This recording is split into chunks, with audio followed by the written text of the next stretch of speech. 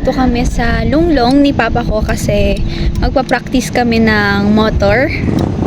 At para sa kaalaman ng mga beginners na katulad ko, ayan, dito sa Lunglong, La Trinidad yata to, pero hindi ko alam. Nandito na lahat, kaya kung gusto nyo mag-practice ng motor, talagang fit na fit tong daanan na to. Konti lang yung sasakyan na dumadaan, and kaya yan, hindi kami naka-helmet kasi pwede. Walang masyadong tao, walang masyadong sasakyan, and maayos talaga yung kalsada dito. Wow. Nandito na yung pataas, nandito na yung pababa, kurbahan. Tapos yun, magandang mag-practice dito. Mahaba din siya, mahaba. Yan. Tapos, kaya samahan nyo kami para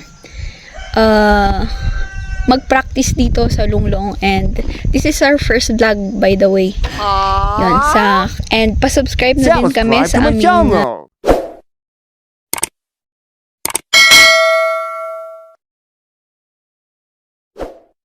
YouTube channel, Trendy Motovlog. Thank you sa lahat na magsa-subscribe po. Maraming salamat. So, ayan. Nakita nyo naman na hindi ako naka-helmet kasi itong daanan na ito ay walang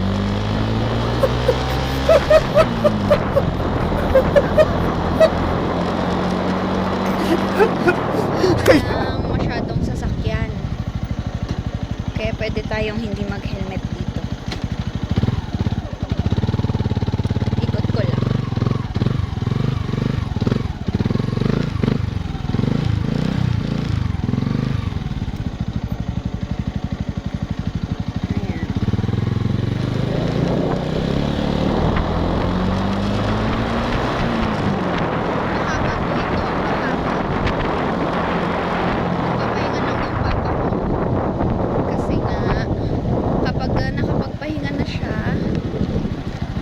Doon mamaya, malayo kasi.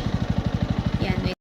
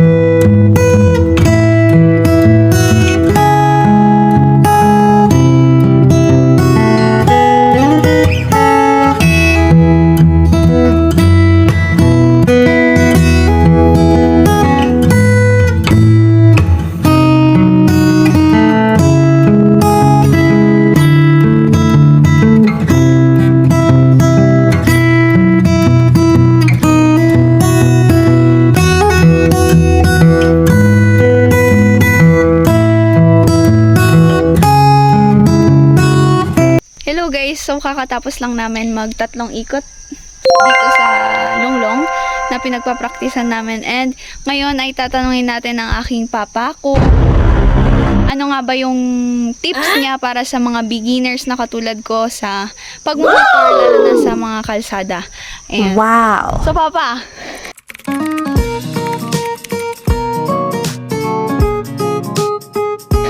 Ano? ano yung kailangan ano yung dapat tandaan kapag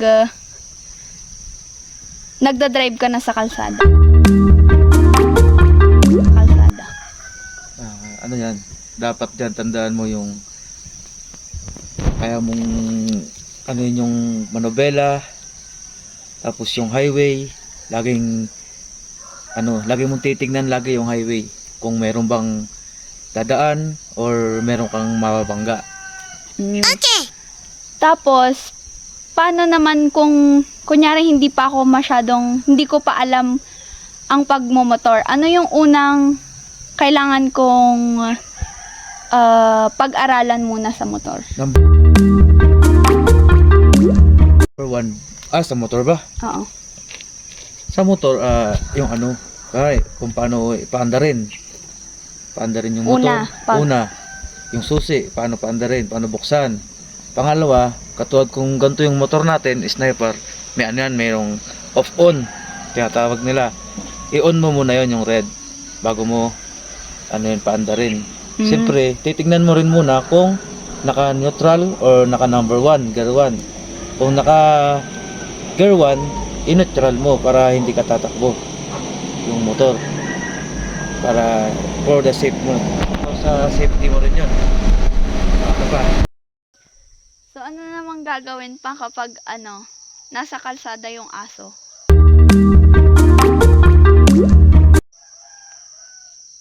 Sa kalsada, Oo. bubusinahan mo. Tapos, Kunyari, ang takbo mo ay nasa 40 pataas. Kunyari, 40 or 50, ganun. Mabilis yun. Malayo pa lang, nakita mo na yung aso. Bago ka darating sa aso, bubusinahan mo siya. paano kung ayaw umalis? Huminto ka. Kahit mabilis. Oo, nakita ko na rin, siguro 1 meter, 100 meters o 50 meters, ganun. Ang layo, nakita mo ng aso, ayaw umalis, di ba? Siyempre, bubusina ka. Ayaw pa rin. Dapat yun, utay-utay ka na magbiminor. Para hindi mo siya masagasaan. Kasi pag nasagasaan mo yung aso, hindi ko lang alam kung saan ka pupulutin. Yun ang doon. Kaya malayo pa lang, pag nakita mo na aso, malayo pa lang. Dapat. Bumusina ka na, mag-minor ka na. Kung ang takbo mo ay 40, gawin mo ng 20 or 10, 15, ganun. Komporme. Kung gaano ka gusto mo kabagal. Paano naman kapag sa pababa? Pababa. Hindi, kapag pababa, paanong dapat, yung, anong gagawin para kapag, di ba, masyadong pababa yung kalsada, anong dapat gawin doon?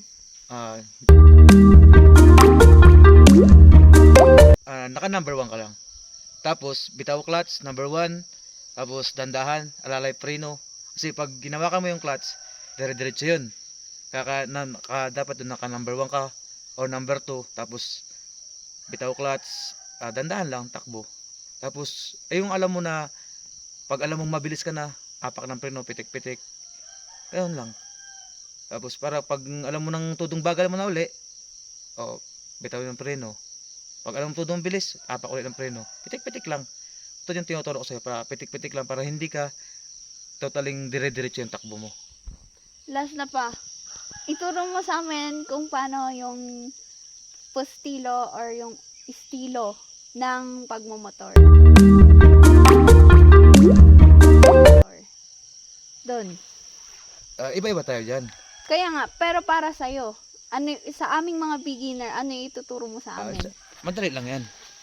Siyempre, pag estilo na... ganyan ka. Ay, anda. Ganyan. Tapos yung focus mo, hindi sa motor. Focus mo sa daan. Para naman, para pag tumatakbo ka, nakikita mo yung daan. Kaya nga, may mata tayo Para lahat yan nakikita mo.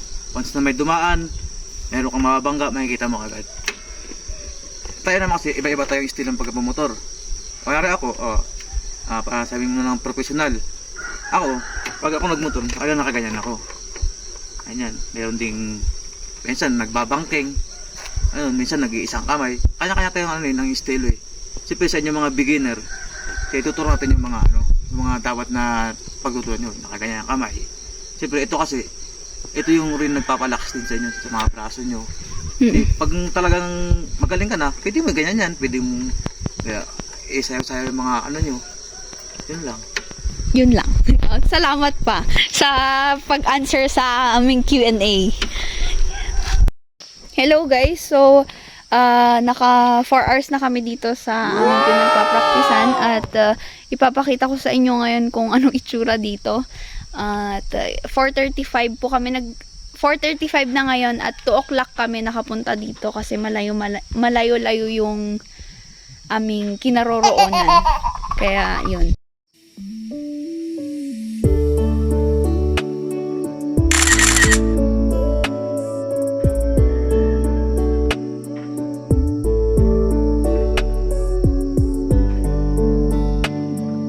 Hello everyone! So ngayon pauwi na kami at napaka-foggy dito. Yan, nabasa na yung ulo ko with my eyeglass na din.